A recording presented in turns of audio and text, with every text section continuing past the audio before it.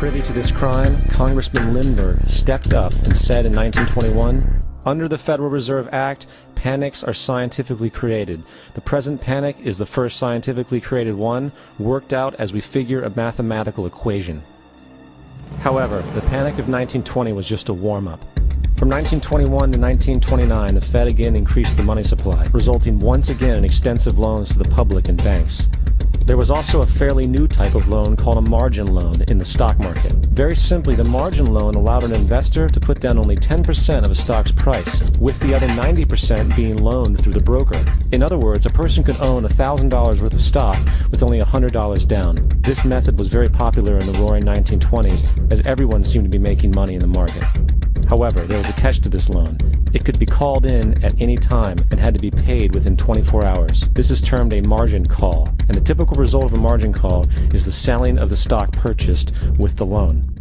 So, a few months before October in 1929, J.D. Rockefeller, Bernard Baruch, and other insiders quietly exited the market, and on October 24, 1929, the New York financiers who furnished the margin loans started calling them in masse. This sparked an instantaneous, massive sell-off in the market, for everyone had to cover the margin loans. It then triggered mass bank runs for the same reason, in turn collapsing over 16,000 banks, enabling the conspiring international bankers to not only buy up rival banks at a discount, but to also buy up whole corporations at pennies on the dollar. It was the greatest robbery in American history. But that didn't stop there. Rather than expanding the money supply in order to recover from this economic collapse, the Fed actually contracted it, fueling one of the largest depressions in history. Once again outraged, Congressman Louis McFadden, a longtime opponent of the banking cartels, began bringing impeachment proceedings against the Federal Reserve Board, saying of the crash and depression, "It was a carefully contrived occurrence. International bankers sought to bring about a condition of despair so that they might emerge the rulers of us all." Not surprisingly, and after 2 previous assassination attempts, McFadden was poisoned at a banquet before he could push for the impeachment. Now, having reduced the society to squalor, the Federal Reserve bankers decided that the gold standard should be removed. In order to do this, they needed to acquire the remaining gold in the system. So, under the pretense of helping to end the Depression, came the 1933 gold seizure. Under the threat of imprisonment for 10 years, everyone in America was required to turn in all gold bullion to the Treasury, essentially robbing the public of what little wealth they had left. And at the end of 1933, the gold standard was abolished. If you look at a dollar bill from before 1933, it says it is redeemable in gold. You look at a dollar bill today, it says it is legal tender, which means it is backed by absolutely nothing. It is worthless paper. The only thing that gives our money value is how much of it is in circulation. Therefore, the power to regulate the money supply is also the power to regulate its value, which is also the power to bring entire economies and societies to its knees.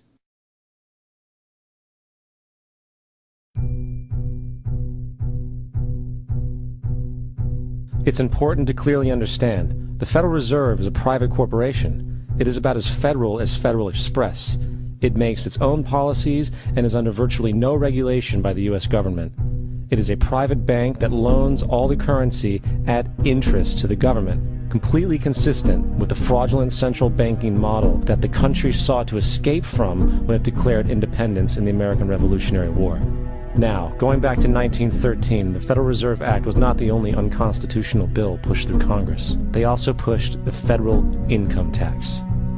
It's worthwhile to point out that the American public's ignorance towards the federal income tax is a testament to how dumbed down and oblivious the American population really is. First of all, the federal income tax is completely unconstitutional, as it is a direct, unapportioned tax. All direct taxes have to be apportioned to be legal based on the Constitution. Secondly, the required number of states in order to ratify the amendment to allow the income tax was never met, and this has even been cited in modern court cases.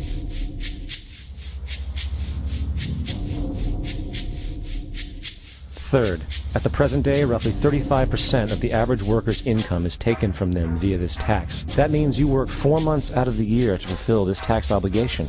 And guess where that money goes? It goes to pay the interest on the currency being produced by the fraudulent Federal Reserve Bank, a system that does not have to exist at all. Not 1 cent of this tax goes towards any governmental program whatsoever. Not 1 cent. The money you make working 4 months out of the year goes almost literally into the pockets of the international bankers who own the private Federal Reserve Bank. And fourth, even with the fraudulent government claim as to the legality of the income tax, there is literally no statute, no law in existence that requires you to pay this tax. Period. I really expected that, of course, there's a law that you can point to in the law book, the code, that requires you to file a tax return. Of course there is. I was at that point where I couldn't find the statute that clearly made a person liable, at least not me and most people I know, and I had no choice in my mind except to resign. Based on the research that I did throughout the year 2000 and that I'm still doing, I have not found that law. I've asked Congress, we've asked a lot of people in the IRS commissioners, helpers. They can't answer, because if they answer, the American people are going to know that this whole thing is a fraud. I haven't filed an federal income tax return since I left. I have not filed a tax return since 1999.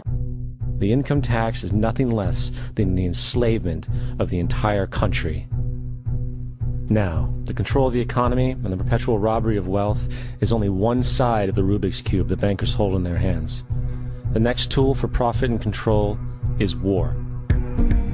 Since the inception of the Federal Reserve in 1913, a number of large and small wars have commenced. The three most pronounced were World War I, World War II, and Vietnam. World War I. In 1914, European wars broke out centered around England and Germany. The American public wanted nothing to do with the war. In turn, President Woodrow Wilson publicly declared neutrality. However, under the surface, the U.S. administration was looking for any excuse it could find to enter it. Woodrow Wilson's top advisor and mentor was Colonel Edward House, a man with intimate connections with the international bankers who wanted to end the war. In a noted observation by Secretary of State William Jennings, the large banking interests were deeply interested in the World War because of the wide opportunities for large profits. It's important to understand that the most lucrative thing that can happen for the international bankers is war, for it forces the country to borrow even more money from the Federal Reserve Bank at interest.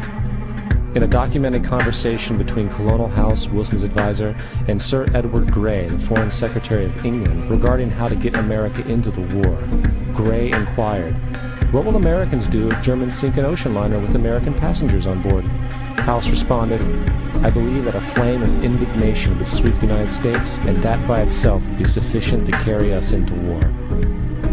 So, on May 7, 1915, on essentially the suggestion of Sir Edward Grey, a ship called the Lusitania was deliberately sent into German-controlled waters, where German military vessels were known to be.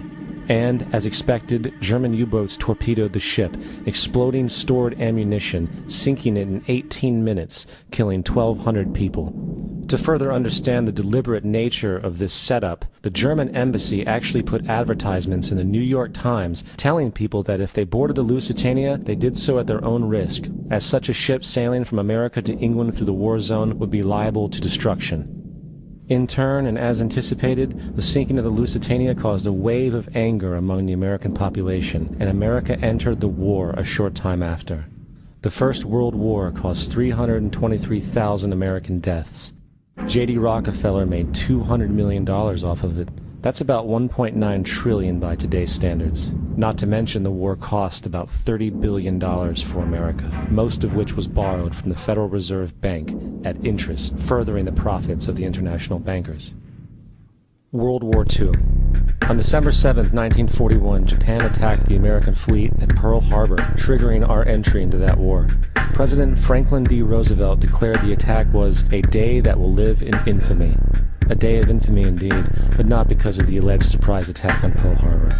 After 60 years of surfacing information, it is clear that not only was the attack on Pearl Harbor known weeks in advance, it was outright wanted and provoked.